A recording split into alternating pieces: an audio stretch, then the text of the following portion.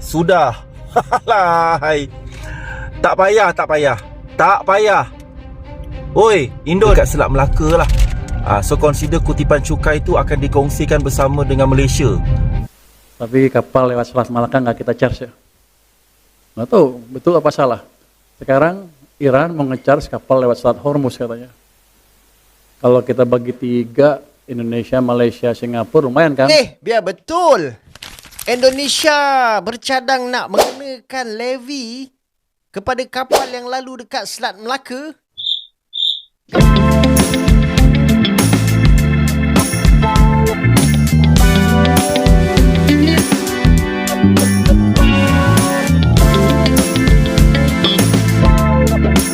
Hai, welcome again to Sari Ting Ting. Hai semuanya, apa kabar teman-teman? Jumpa lagi bersama Sari Ting Ting di channel ini. Semoga kalian tetap diberikan kesehatan, dipermudahkan juga segala urusannya ya. Ini berita terbaru lagi ya. Semalam ya saya ada dapat berita katanya Indonesia nak kenakan bayaran ke atas Selat Melaka. Yang tentu kita tahu Selat Melaka itu bukan hanya punya Indonesia saja ya. Nah, fakta yang jarang dibincangkan, lebih 70% laluan kapal di Selat Melaka berada dalam wilayah Malaysia. Nah, kenapa Indonesia pula yang akan kenakan bayaran katanya? Sebenarnya Selat Melaka itu bukan sekedar laluan air biasa. Ia adalah antara nadi perdagangan paling sibuk di dunia ya. Setiap hari ribuan kapal dagang, tanker minyak dan kapal kontena berulang alik membawa barangan bernilai triliun ringgit ya merentasi laluan ini. Oke, so gimana beritanya? Kira-kira kenapa Indonesia pula yang menentukan bayaran ke atas kapal-kapal yang lalu daripada Selat Melaka? So korang pastikan tontonnya sampai akhir ya. Kita bahas. Cium. Sudah. Halai. Tak payah, tak payah. Tak payah. Oi, Indon. Tak payah. Ni apa benda pula ni kan? Indonesia mencadang untuk mempertimbangkan mengenakan cukai tol lah macam dekat Iran tu kan, yang Iran kenakan tol dekat Selat Hormuz tu. So Indonesia mencadangkan benda yang sama dibuat dekat Selat Melaka lah. So consider kutipan cukai tu akan dikongsikan bersama dengan Malaysia dan Singapura. Tak payah. Tak payah. Oi, Indonesia, tak payah. Tolong cari income, cari dana, cari aset, cari pendapatan dengan cara lain lah. Tak payah, tak payah. Baik-baik Selat Melaka tu jadi pusat dagangan dunia, laluan kapal-kapal utama kan, merancangkan ekonomi dekat Asian. Tiba-tiba kita nak tekan lagi diorang. Tak payah. Yang Selat Hormuz tu disekat bersebab. Faham tak? Ada reason. Sebelum ni Selat Hormuz tak pernah disekat pun. Iran tak berniat pun nak kenakan tol.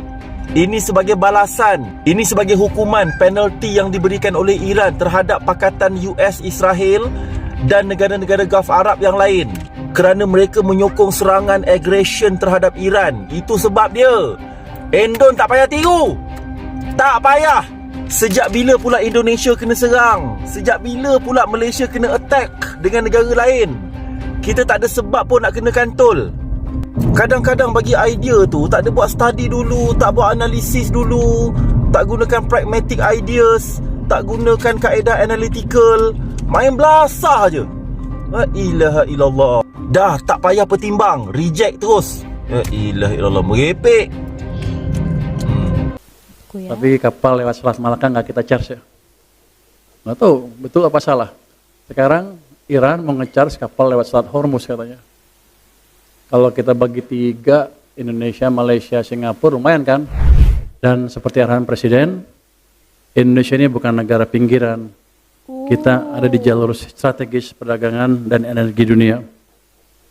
Tapi kapal lewat Selat Melaka nggak kita charge ya? Nggak tahu, betul apa salah? Sekarang Iran mau nge-charge kapal lewat Selat Hormuz katanya. Kalau kita bagi 3, Indonesia, Malaysia, Singapura, lumayan kan?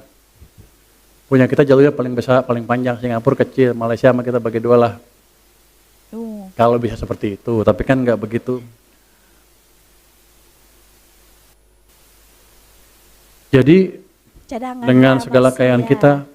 kita tidak boleh berpikir Tapi ada defensif. niatan lah ya. Kita harus main ofensif katanya. Jadi, tapi tetap terukur. Jadi kita akan ciptakan pertumbuhan lebih cepat dengan tetap menjaga kredibilitas fiskal kita. Weh, korang dengar tak cerita pasal Indonesia nak kenakan bayaran dekat kapal-kapal yang lalu lalang kat Selat Melaka? Memang relax saja diorang ni, kan? Menteri Keuangan diorang, Purbaya Yudi Sadewa, keluar kenyataan kata cadangan ni nak ikut desakan Presiden Prabowo Subianto. Katanya, nak tambah pendapatan negara dan nak tingkatkan peranan Indonesia dalam perdagangan global. Tapi kalau kita tengok dari sudut logik, benda ni bukan perkara kecil, tahu tak?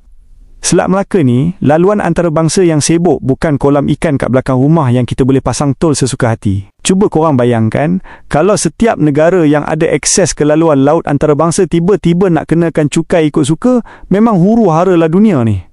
Memang melampau kalau nak kata ni langkah yang mudah nak buat. Undang-undang laut antarabangsa bukannya boleh dilanggar macam tu saja. Kalau Indonesia betul-betul buat, silap-silap boleh cetuskan konflik diplomatik yang besar. Kita tak naklah Selat Melaka ni jadi punca pergaduhan, nanti ekonomi kita sendiri yang kena tempias. Kalau kita tengok situasi luar negara pun, macam konflik Isbiul dengan Stan Jahat kat Tol Lviv tu, atau isu yang melibatkan pertubuhan besar macam NATO dan OPEC, semuanya tunjukkan yang bila melibatkan kuasa besar atau peraturan antarabangsa, memang kena berhati-hati. Kita tak maulah cadangan macam ni ibarat nak bunah ekonomi sendiri sebab tindakan yang tak difikir panjang. Kalau korang tengok kat media sosial, hantaran pasal isu ni pun dah dapat sambutan hangat. Setakat ni dah ada 1,500 reaksi, 729 komen dan 75 perkongsian. Ramai yang bercakap pasal ni sebab isu ni memang besar impaknya. Bagi aku, nak majukan negara tu memang bagus. masih, Tapi biarlah cara tu ikut landasan yang betul supaya ada tak timbul niatan masalah lah, di kemudian hari. Kita haraplah pihak berkuasa Indonesia buat pertimbangan yang mendalam sebelum nak teruskan rancangan ni. Jangan sampai nasi jadi bubur, nanti bukan untung yang dapat tapi masalah yang bertimbun pula. Oke, so berarti ini adalah cadangan juga ya. Mungkin kalau kita kenakan cukai tol itu boleh bagi 3 ya kan, Malaysia, Indonesia, Singapura. Walaupun nampak bergurau dia, tapi ada niatan itulah tadi ya, disebabkan di Selat Hormuz itu pun ada dikenakan cukai kepada kapal-kapal yang lalu di sana. Sekarang ya, kalau dulu tak ada. Oke, nah korang bagaimana pendapatnya? Tapi ini hanya sekedar cadangannya itu saja. Mana tahu tertarik, just dia cakap saja ya. Oke teman-teman, ramailah komen di sini kan, dah tak ada duit sangat ke? So kalau orang itu boleh buat, kenapa kita tak boleh? Nah mungkin fikiran bapak itu macam itu ya. Terpulang, bagaimana pendapat anda? Tapi ramai yang tak setuju lah, terutamanya daripada Malaysia ya. Oke teman-teman, kita tonton lagi video yang lainnya. Tapi siapa yang menikmati ketika kapal-kapal lewat Selat Malaka? Apakah Batam? Tidak. Indonesia terlalu goblok untuk bisa mengambil ke peluang itu. Baru sadar Kenapa? Karena goblok. mayoritas kapal-kapal bisnis antar negara, antar benua itu, dari Cina ke Eropa, ke India, ke Afrika, ternyata mayoritas hobinya parkir di Port Klang Malaysia atau di Singapura. Kenapa? bukan Karena di mereka Indonesia. punya dry port. Kenapa? Karena mereka punya jasa stevedoring yang lebih bagus dibanding Indonesia. Mereka punya pabrik kapal yang lebih bagus daripada di Indonesia. Dan mereka punya laut yang lebih dalam dari Indonesia. Kok bisa? Ya karena mereka kirim begitu banyak alat berat untuk mengeruk lautnya supaya dibikin sedalam-dalamnya, supaya banyak kapal-kapal besar bisa masuk dan bersandar di sana. Indonesia lakukan hal yang sama tidak? Tidak. Jadi yang menikmati alur lalu lintas perdagangan dunia, Indonesia di buku-buku SD gua selalu dibilang Indonesia kaya raya, Gemaripa, Lojenawi. Kita diapit oleh 2 benua, benua Asia dan benua Australia. Kita diapit oleh 2 samudra, samudra Atlantik dan samudra Pasifik. Bangga-banggakan ya. Apa itu sampah? Faktanya dari laut aja, ya lebih banyak kapal yang parkir di Singapura dibanding di Indonesia. Kenapa? Apa sengaja Batam diperlemah? Apa sengaja? Supaya klien-klien larinya ke Singapura. Coba lu pikir.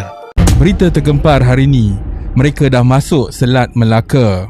A new defense cooperation agreement between the United States and Indonesia that was finalized earlier this week has raised questions about whether Washington is now looking at another strategic choke point, the Strait of Malacca. Indonesia mengesahkan bahawa kapal perang US USS Miguel Keith telah masuk ke Selat Melaka dan yang bagi laluan adalah Indonesia sendiri. Untuk permulaan video ni, siapa kawal Selat Melaka? Ramai tak sedar, Selat Melaka bukan milik satu negara.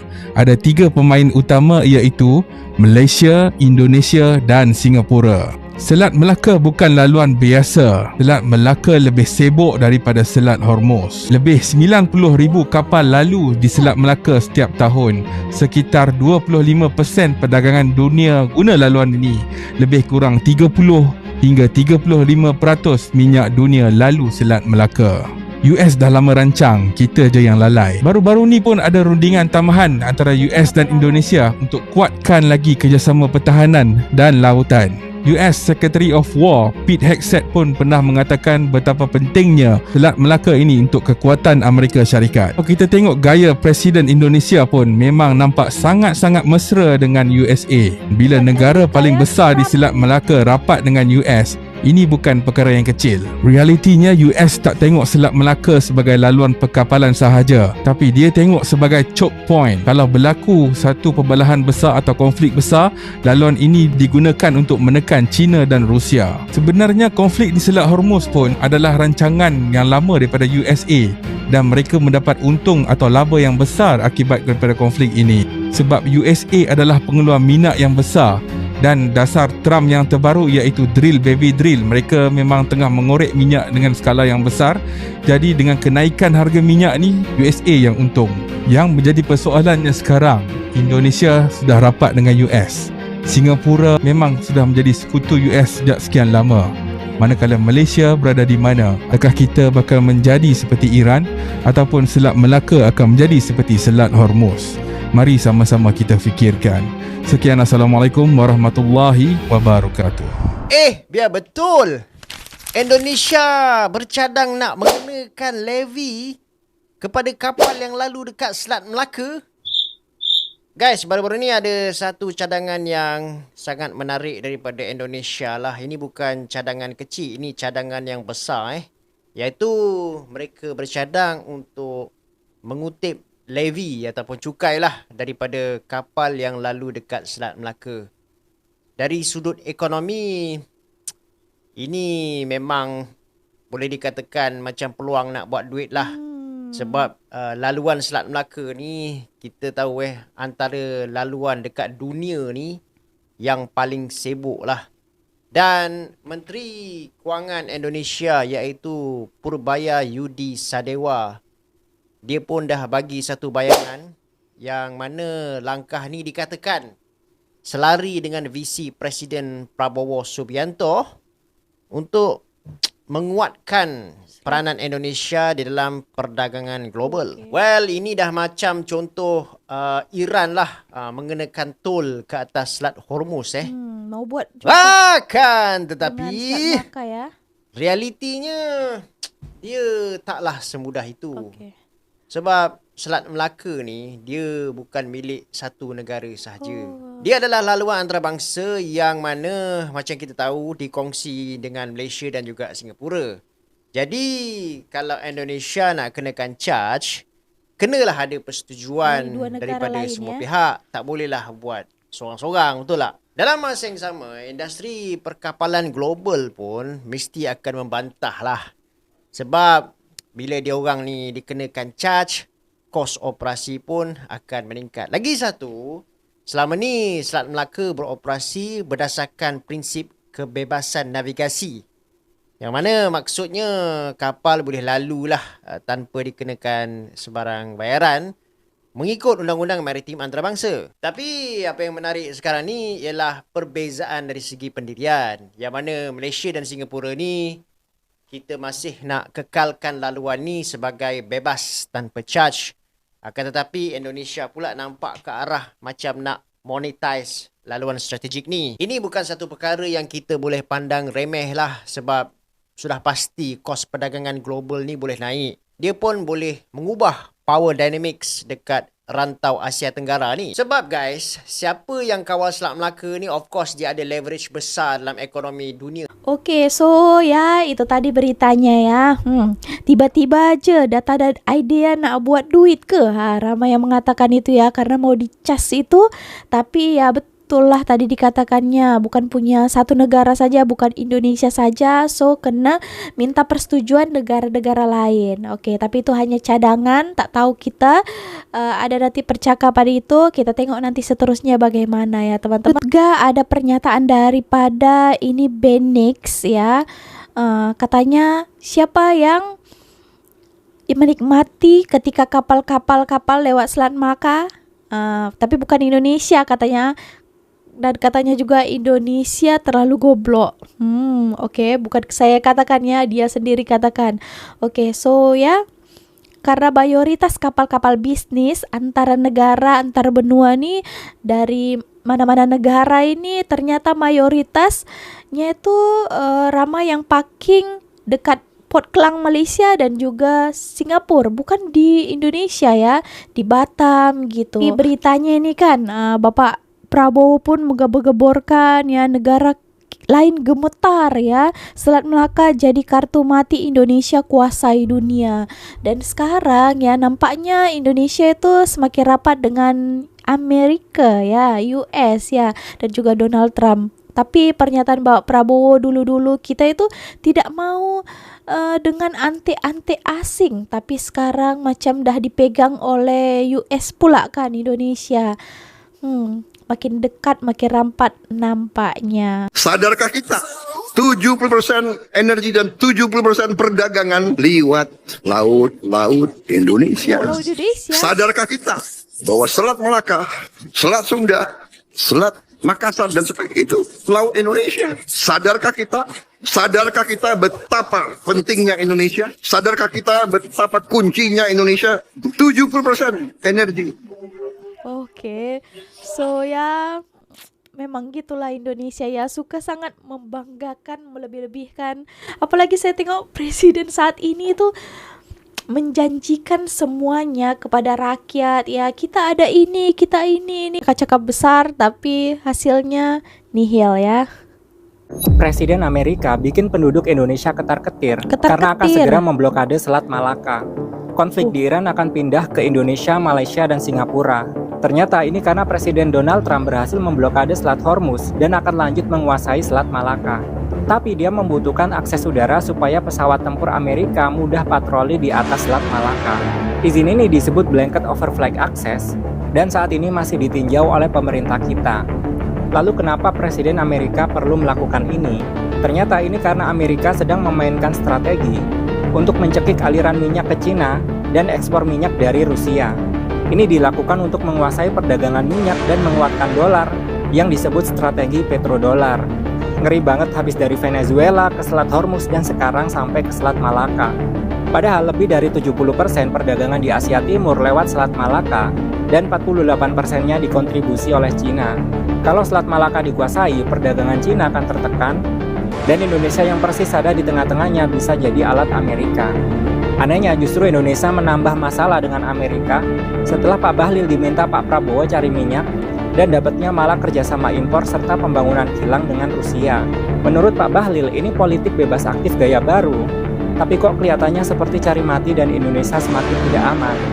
Teman-teman, langit di Indonesia adalah kedaulatan kita. Jangan sampai di atas kepala kita ada jet tempur apalagi rudal Amerika. Keputusan sebesar ini tidak boleh diputuskan sembarangan. Jangan sampai rakyat Indonesia yang habis boncos MBG masih harus menaikkan anggaran pertahanan. Kalau kalian udah siap belum melihat jet tempur Amerika di atas kepala? Jadi gini ya guys, Indonesia itu kan baru tanda tangan perjanjian pertahanan sama Amerika. Nah, belum juga kering tuh tintanya. Muncul kabar beredar yang viral banget ya guys, bahwa Amerika itu minta izin bebas terbang di atas udara kita. Dan yang ribut itu bukan cuma DPR kita guys, yang ribut juga termasuk Cina. Nah, kita kan sama-sama tahu ya kalau Indonesia itu punya pendirian bebas aktif. Nggak akan kubu-kubuan, nggak akan menjalin hubungan pro-barat atau pro-timur. Artinya benar-benar bebas dan tidak menjadi alat siapapun. Tapi kamu coba bayangkan guys, kalau jet-jet bomber Amerika itu terbang bebas di atas kepala kita. Pesawat mata-matanya itu bisa terbang bebas. Tanker-tankernya itu bisa terbang bebas. Drone-drone mereka bisa terbang bebas di atas wilayah udara kita tanpa izin, hanya memberitahukan saja, kita bakal dianggap apa sama negara-negara tetangga, sama dunia ini. Dan ini beneran terjadi guys, China itu langsung angkat bicara. Beijing itu bilang, kerjasama pertahanan nggak boleh ya menargetkan pihak ketiga. Maksudnya apa? Lu boleh aja sih kerjasama sama siapa aja, tapi jangan sampai kerjasama itu bertujuan merugikan pihak lain, which is negara ketiga. Mungkin yang maksud dia adalah China. Nggak boleh tuh ganggu stabilitas kawasan. Mereka bahkan menyebut piagam ASEAN guys. Artinya tuh China lagi kirim sinyal ke Indonesia. Hati-hati ya, kita lagi pantau Anda. Nah, bersyukurnya dari pihak kita itu belum ada tuh keputusan apa-apa tentang permintaan Amerika ini. Yang ada cuma perjanjian militer aja, MDCP. Dari reaksi Cina ini aja, udah ketahuan bahwa kalau sampai Indonesia memberikan izin ini, pasti ada konsekuensi dan dampak geopolitiknya. Gimana guys menurut pendapat kalian? Tulis kolom komentar ya. Indonesia dakwa beri green light kepada AS guna ruang udara, namun langkah itu tidak pernah dipersetujui oleh ASEAN. Itu tegas seorang pemerhati menemplak Presiden Indonesia Prabowo Subianto yang didakwa bercadang untuk menjalinkan kesepakatan bersama Amerika Syarikat AS menggunakan ruang udara Indonesia, namun dilihat belum muktamad. Kesepakatan bersama AS dipercayai kerana minat negara Uncle Sam itu terhadap Selat Melaka yang didedahkan oleh seorang pengaruh Nazri Hamdan. Bagaimanapun pemerhati mengkritik Prabowo dilihat cetek akal susulan keputusan sembrono yang dilakukannya itu didakwa tidak pernah dibincangkan bersama negara-negara ASEAN. Oleh itu, menurut pemerhati, ASEAN seharusnya perlu bersikap tegas terhadap Indonesia bagi menghalang AS daripada campur tangan di laluan udara Indonesia. Mengulas lanjut minat AS terhadap Selat Melaka, pemerhati turut menggesa ASEAN melakukan tindakan sama disebabkan laluan itu merupakan lokasi kritikal bagi sistem perdagangan dunia. Justeru, pemerhati mencadangkan agar China menghantar kapal tentera laut mereka ke Selat Melaka agar kawalan dan pemantauan di laluan tersebut lebih terjamin sebelum kedatangan AS. Ini kerana tambah pemerhati, Selat Melaka merupakan kawasan utama serantau yang mana China turut dilihat mempunyai kepentingan strategik di laluan tersebut. Dalam masa sama, pemerhati sekali lagi membidas Prabowo dengan menegaskan bahawa Indonesia tidak pernah menyumbang sebarang peruntukan untuk kos penyelenggaraan dan kebersihan di Selat Melaka. Dakwa pemerhati sejak berpuluh tahun hanya Malaysia dan Singapura sahaja yang menanggung kos tersebut, walaupun ketiga-tiga negara itu mempunyai hak dan kuasa bersama terhadap laluan perairan berkenaan. Terdahulu, China menerusi jurucakap Kementerian Luar memberi amaran kepada Indonesia berhubung kerjasama pertahanan dengan AS sambil menegaskan bahawa Beijing turut menekan Washington agar tidak bertindak sesuka hati di rantau ini. Oke teman-teman, nah itulah tadi cadangan oleh Bapak Presiden ya. Untuk Amerika boleh lalu suka hati dia lalu lewat udara ya. Oke, nah tapi ASEAN perlu tegas dengan Indonesia, elak Amerika guna ruang udara. Oke, nah dulu ingat lagi kan kata Pak Prabowo itu kita tak mau dengan ante-ante asing, kita tak ada kubu sana, kubu sini, tapi nampaknya makin rapat juga dengan Amerika ya dan juga Donald Trump. Hati-hati juga ya, Trump ini memang agak licik ya, bukan agak lagi, licik dan jahat. Takutnya kita dikasih janji-janji manis, terbakarlah Bapak Presiden ini dengan janji manis oleh Trump ini. Tapi dia itu bukan bodoh kan, dia itu licik dan jahat. Dia bukan suka-suka hati mau dekat dengan negara kita. Ada hal tersembunyi yang dia inginkan daripada negara kita. Dan Indonesia ini kan di Asia ini kan cukup besar juga sebenarnya kan, negara besar ya. Takutnya nanti kalau Indonesia sudah dipegang oleh negara asing, Amerika ini, takutnya nanti negara-negara ASEAN yang lainnya macam mana nasibnya. Gitu. Oke teman-teman, so ya sekarang ini dunia sedang tidak baik-baik saja ya, masih perang-perang lagi. Sekarang minyak pun naik ya, banyak disekat juga di Selat Hormuz. Walaupun kapal Malaysia boleh lalu, tapi kita tak tahu bagaimana nanti ke depannya ya. Oke, so kita doakan yang terbaik saja buat dunia ini. Tapi ini sebabkan Amerika ini sibuk sangat mencampuri ya urusan negara-negara lain. Oke teman-teman, so segini aja lah video kali ini. Terima kasih telah menonton. Maaf ya kalau suara Sari agak kurang enak didengar, sebab kan saya pun tengah seseme juga ini. So terima kasih buat kalian yang selalu support Sari Ting Ting di channel ini. Jangan lupa untuk klik tombol like-nya. Kalau kalian suka, subscribe juga ya, supaya kita boleh mencapai 100.000 subscriber tahun ini. Terima kasih. So see you on my next video with me, Miss Sari. Sari Ting Ting. Bye.